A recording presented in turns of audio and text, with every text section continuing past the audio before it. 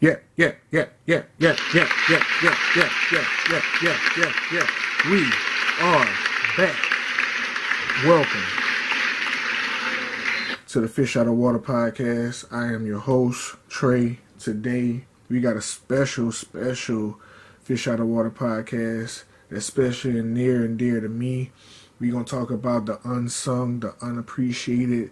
I don't like using the word underrated, but the people who don't get enough praise for the work they do, these unsung and underrated, for the lack of a better term, guitarists that are in these bands and carry these loads and fall behind because of more well-known guitarists, but they just as elite as them. We're going to shine the light on them today. Sit back, relax, and let's get to it. First, on my list of unsung, unappreciated guitarists, Yngwie Malmsteen. I probably tore his name up, but that's the best I could do. Yngwie Malmsteen, I discovered during my Fish Out of Water series. I've done endless amounts of his work, and every time I've done any song from him, it has been super spectacular. He is a guitar god. I like to say he has the hands of God. He opens the pearly gates to bar heaven. He is a special. He is aggressive. He can be less aggressive. He can do all styles, and I think he doesn't get enough. I don't think people put him on a bunch of lists at all.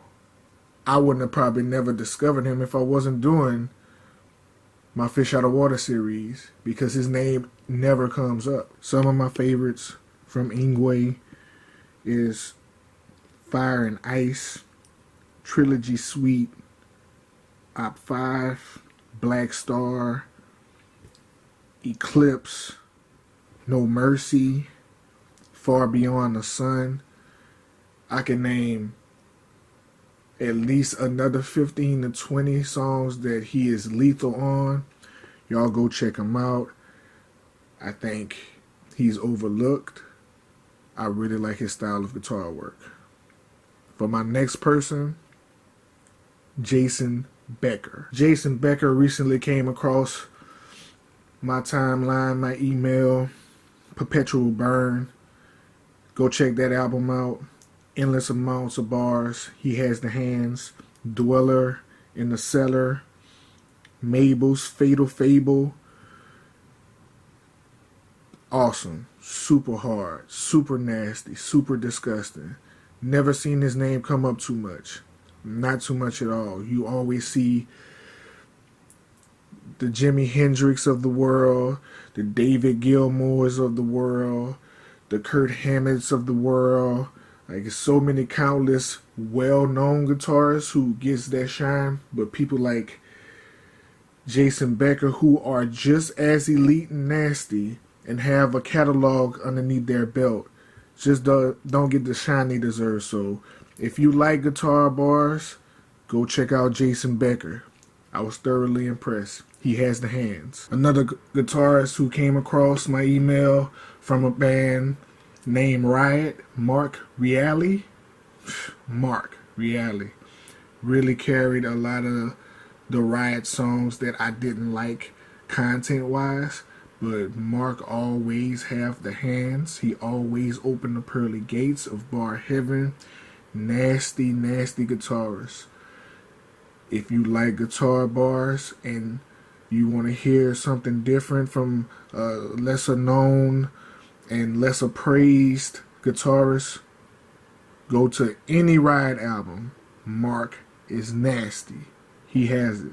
He's another unsung, unappreciated guitarist whose name doesn't come up a lot from what I hear or from what I see when I ask those questions about great guitarists. Another guitarist whose name doesn't come up a lot, but band comes up a lot, is Fleetwood Mac's Lindsey Buckingham. I think because the band itself is so Elite, he gets lost in the sauce, but Lindsey Buckingham, like, he doesn't get a lot of credit that he deserves for a lot of the things he does on the track. Who's another one? I wouldn't say he's underrated, but he's another person who suffers from being in a great band, and they group him with the band and not necessarily for the work he does. Alex Lifeson of Rush. Rush, such a spectacular band. His name doesn't come up enough for the guitar work at all. Nasty, filthy, both of them. Just crazy guitar bars out of this world. And also, while we speaking on guitarists in legendary bands, so they get lost in the group, Jerry Cantrell, Alice in Chains. Oh my God. Super duper unsung and unappreciated nastiness that comes from this man. The lead guitar work. And also, great vocalist.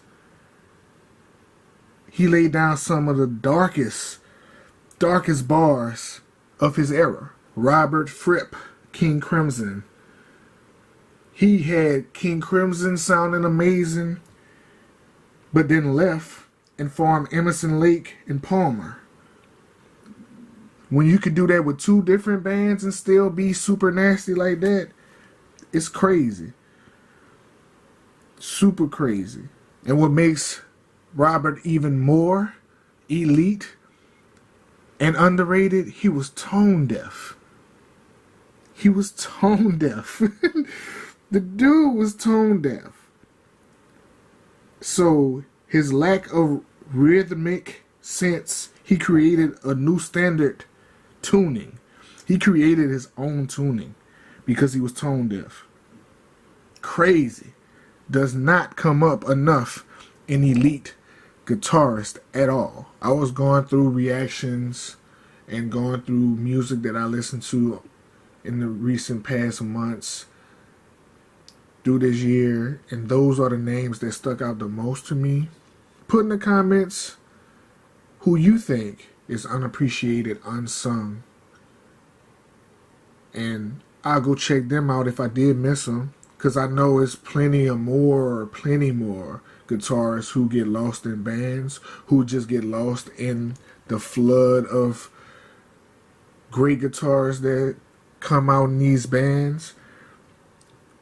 To me, I don't really go off of technique. I respect the technique, and if you're technically sound, I respect it, because I can only imagine how hard it is to learn notes playing the guitar and how much time it takes to do that.